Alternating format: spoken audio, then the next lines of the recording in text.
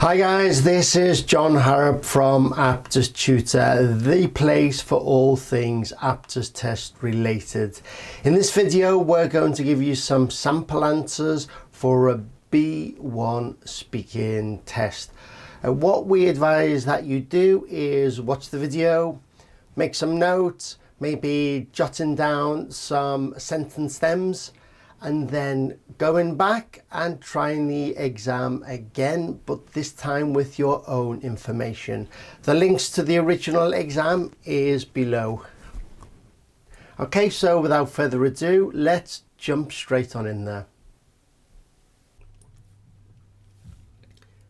Aptis Speaking, Test 7, Sample B1 Answers.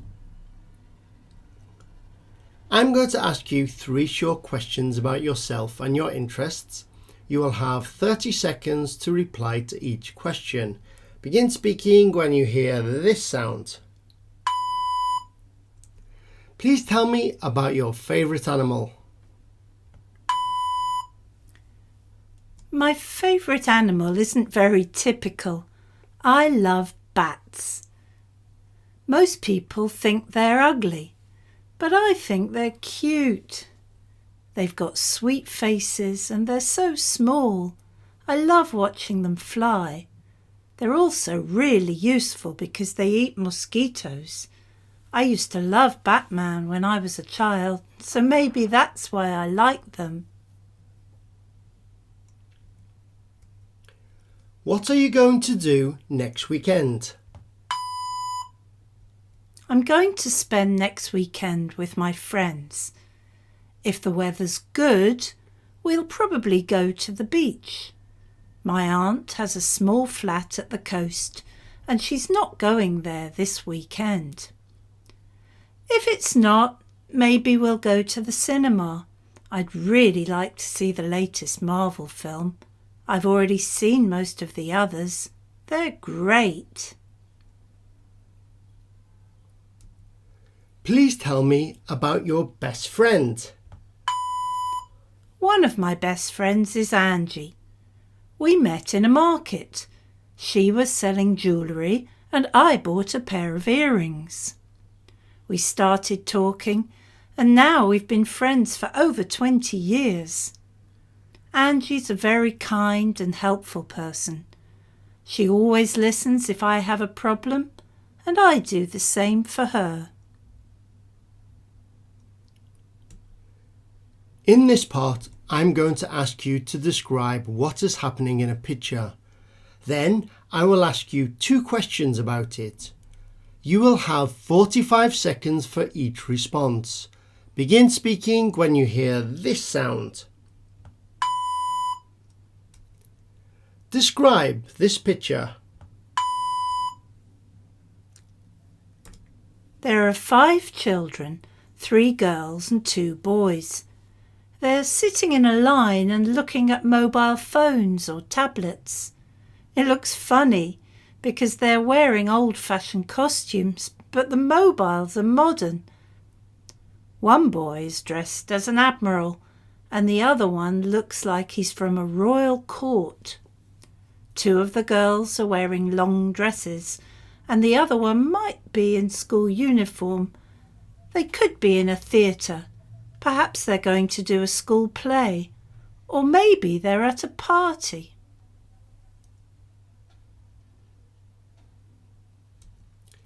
What type of games do children in your country play?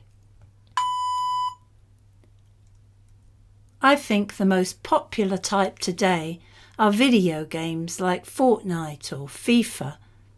All the kids have PlayStation or something similar at home, and they play online with their friends or with kids from other countries. At school, they play more active games in break time, like football or basketball or skipping. Most children also play imagination games like Teachers and Students or Doctors and Nurses, and sometimes a new game or toy appears like fidget spinners, and they all play that.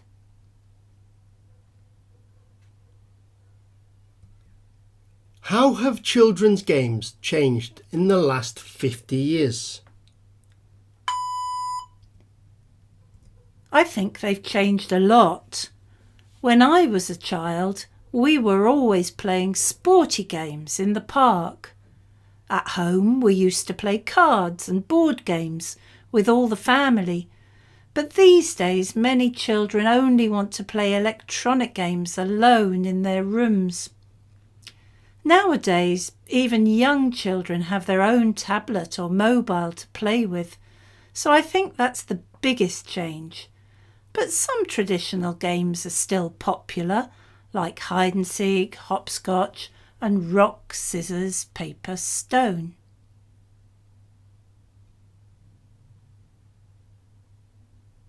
In this part, I'm going to ask you to compare two pictures, and I will then ask you two questions about them. You will have 45 seconds for each response. Begin speaking when you hear this sound. Tell me what you see in these two pictures. Well, both pictures show different types of jobs. In the first picture, you can see two firefighters walking outdoors, while in the second, there's a doctor and a patient indoors. The firefighters are both women and they're carrying long hose pipes. The street in the background looks very wet, so perhaps they've just put out a fire. They're both wearing protective clothes, whereas the doctor is dressed in everyday clothes. He's giving a woman a vaccination in her arm. What kinds of people choose these jobs? Firefighting can be a really dangerous job, and I think firefighters have to be brave. They risk their lives at work every day. They also need to be extremely fit and strong. In my opinion, these people like danger, and they would be bored in a normal job, so they become firefighters. People who choose to become doctors usually want to help people. They have to be friendly and patient and know how to listen. They also need to be intelligent because you have to study a lot to be a doctor. Which would you prefer to do and why? In normal times, I'd definitely prefer to be a doctor because I'm really scared of fires. But now we've got the pandemic, so I think it's also dangerous to be a doctor or a nurse. So that's a difficult question to answer. I think I'd be better as a doctor because I enjoy working with people. It would be more interesting because I'd meet people of all ages, and I think every day would be different. On the other hand, I really wouldn't want to work in a hospital these days. I'd rather be a family doctor. Part 4. In this part, I'm going to show you a picture and ask you 3 questions. You will have 1 minute to think about your answers before you start speaking. You will have 2 minutes to answer all 3 questions. Begin speaking when you hear this sound. Look at the photograph. Tell me about a time when you learned something from an older person. How did you feel about it? Why do you think such relationships between generations are important? You now have 1 minute to think about your answers. You can take notes if you want.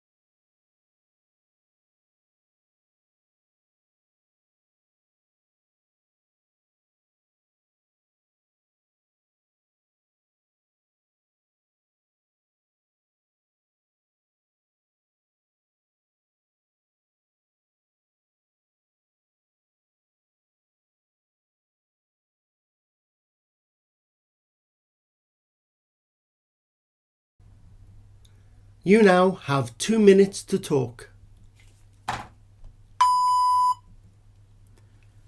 I'll never forget my grandmother's stories about her life in the Second World War. She was a single mother with 3 daughters, and life was hard. They were poor and she had to work, but she didn't want to leave her children alone. So she decided to send them out of the city to stay with relatives in the countryside. She missed them every day, but she knew it would be safer for them.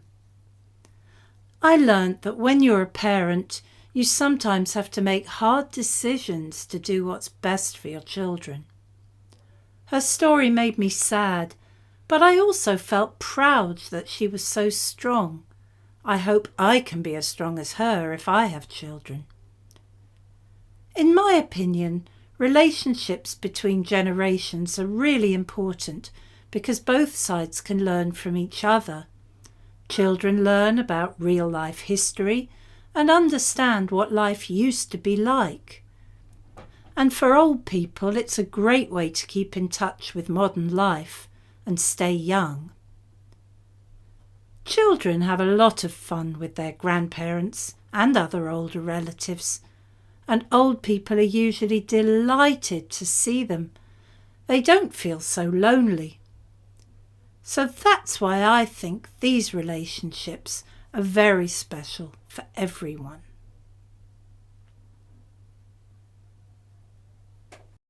So we hope you found the video useful. Remember, there is lots more information on our website www.aptistutor.com. If you haven't already done so, remember to subscribe to our channel so that you don't miss any updates. Okay, take care and stay safe.